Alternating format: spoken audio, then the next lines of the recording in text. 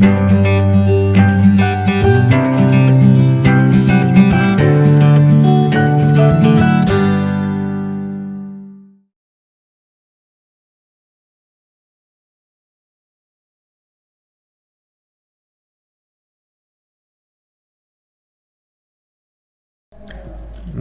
pada pertemuan kali ini kita akan membahas tentang pengertian asas bimbingan dan konseling, macam-macamnya, dan contoh penerapan.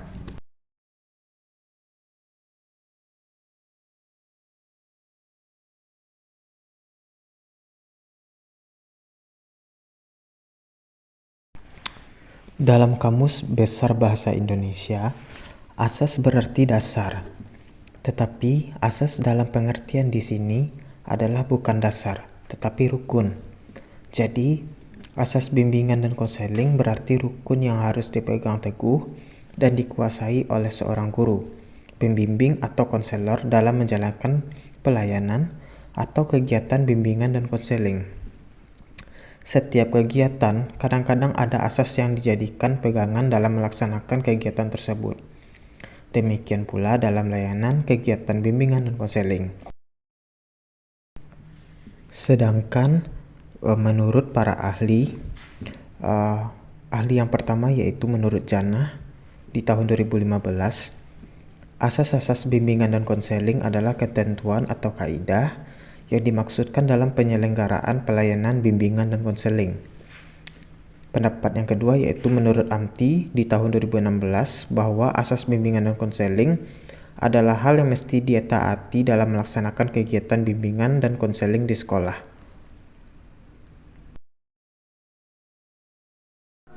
Kali ini kita akan membahas 6 dari 12 macam asas bimbingan dan konseling. Di antaranya yaitu asas kerahasiaan, kesukarelaan, keterbukaan, kekinian, kemandirian, dan kegiatan.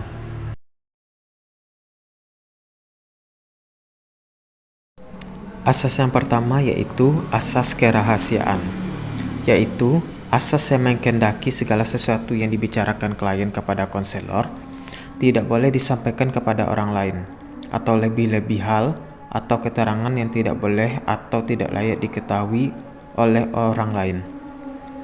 Jika asas ini benar-benar dilaksanakan, maka penyelenggara atau pemberi bimbingan akan mendapat kepercayaan dari semua pihak, terutama penerima bimbingan klien, sehingga mereka akan mau memanfaatkan jasa bimbingan dan konseling dengan sebaik-baiknya.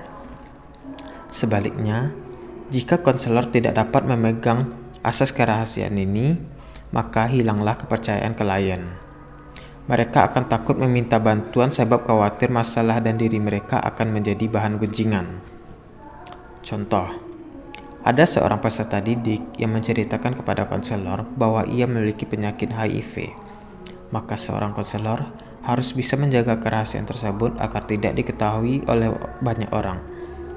Di sisi lain, kita sebagai pendidik dapat menjaga kerahasiaan tersebut dan bahkan memberikan masukan dari permasalahan yang sedang dihadapi kepada peserta didik.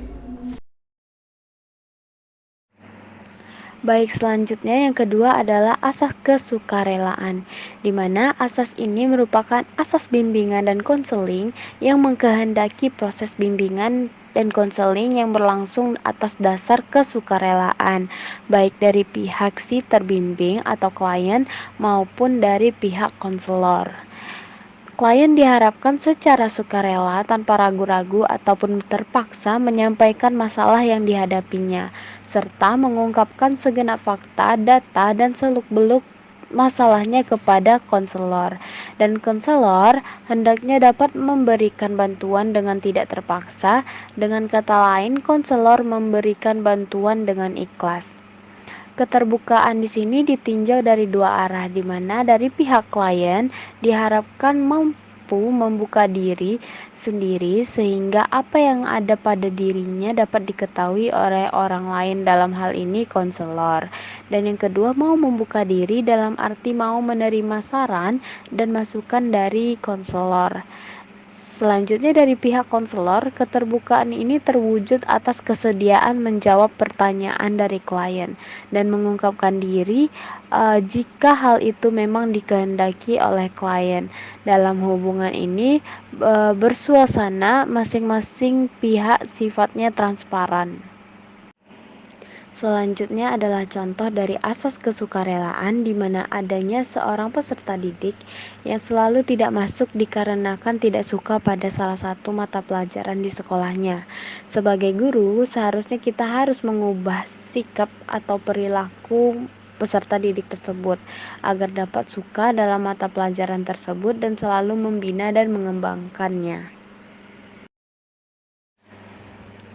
Yang selanjutnya adalah yang ketiga, asas keterbukaan, di mana asas ini merupakan asas bimbingan dan konseling yang mengkehendaki dalam pelaksanaan bimbingan konseling itu diperlukan suasana keterbukaan, baik keterbukaan dari konselor maupun keterbukaan dari klien.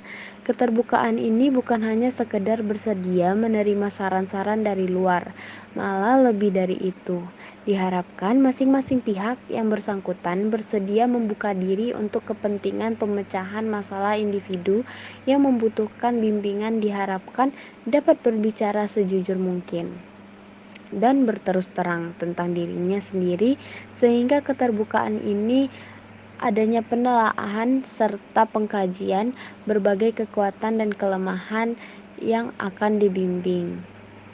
Contohnya, adanya seorang konseling yang memiliki sifat tertutup. Bagi konselor, kita dapat mengubah konseling itu dapat berbicara secara terbuka dan tidak berpura-pura dalam menceritakan masalah pribadinya sendiri, sehingga konseling dapat berbicara jujur dan merasa nyaman dalam menyampaikan masalahnya. Yang keempat, asas kekinian, yaitu asas bimbingan dan konseling yang menghendaki masalah individu yang ditandanggulangi ialah masalah-masalah yang sedang dirasakan, bukan masalah yang sudah lampau, dan juga bukan masalah yang mungkin akan dialami di masa yang akan datang. Apabila ada hal-hal tertentu yang menyangkut masa lampau dan atau masa yang akan datang yang perlu dibahas dalam upaya bimbingan yang sedang diselenggarakan itu, pembahasan tersebut hanyalah merupakan latar belakang atau latar depan dari masalah yang dihadapi sekarang, sehingga masalah yang sedang dialami dapat terselesaikan. Dalam usaha yang bersifat pencegahan, pada dasarnya pertanyaan yang perlu dijawab adalah apa yang perlu dilakukan sekarang, sehingga kemungkinan yang kurang baik di masa datang dapat dihindari. Asas kekinian juga mengandung pengertian bahwa konselor tidak boleh menunda-nunda pemberian bantuan jika diminta bantuan oleh klien atau jelas-jelas terlihat dari misal adanya siswa yang mengalami masalah, maka konselor hendaklah segera memberikan bantuan. Konselor tidak selayaknya menunda-nunda memberi bantuan dengan berbagai dalih atau alasan. Dia harus mendahulukan kepentingan klien daripada yang lain. Jika dia benar-benar memiliki alasan yang kuat untuk tidak memberikan bantuannya kini, maka dia harus dapat mempertanggungjawabkan bahwa penundaan yang dilakukan itu justru untuk kepentingan klien. Contohnya, konselor tidak hanya fokus pada masalah yang telah dihadapi, tetapi konselor juga harus terus memantau perkembangan konseli baik fisik ataupun psikisnya. 5. Asas kemandirian, yaitu asas bimbingan dan konseling yang menghendaki pelayanan bimbingan dan konseling bertujuan menjadikan si terbimbing dapat berdiri sendiri, tidak tergantung pada orang lain atau tergantung pada konselor. Individu yang dibimbing setelah dibantu diharapkan dapat mandiri dengan ciri-ciri pokok mampu. Pertama, mengenali dirinya sendiri dan lingkungan sebagaimana adanya. Kedua, menerima diri sendiri dan lingkungan secara positif. Yang ketiga, mengambil keputusan untuk dirinya sendiri. Keempat, mengarahkan diri sesuai dengan keputusan itu. Kelima, mewujudkan diri secara optimal sesuai dengan potensi, minat, dan kemampuan-kemampuan yang dimilikinya. Kemandirian dengan ciri umum di atas haruslah disesuaikan dengan tingkat perkembangan dan peranan klien dalam kehidupannya sehari-hari. Kemandirian sebagai hasil konseling menjadi arah dari seluruh proses konseling, dan hal itu didasari oleh baik oleh konselor maupun klien. Contohnya, ada seorang konselor yang cacat fisik datang kepada kita. Dia menceritakan bahwa dia tidak memiliki semangat untuk meneruskan kehidupannya. Sebagai konselor yang profesional, kita harus bisa menumbuhkan rasa semangat hidup dengan cara memberikan pemahaman agar konseling tersebut mengenal dan menerima dirinya dan lingkungan dan mampu mengambil sebuah keputusan agar konseling tersebut menjadi dirinya mandiri.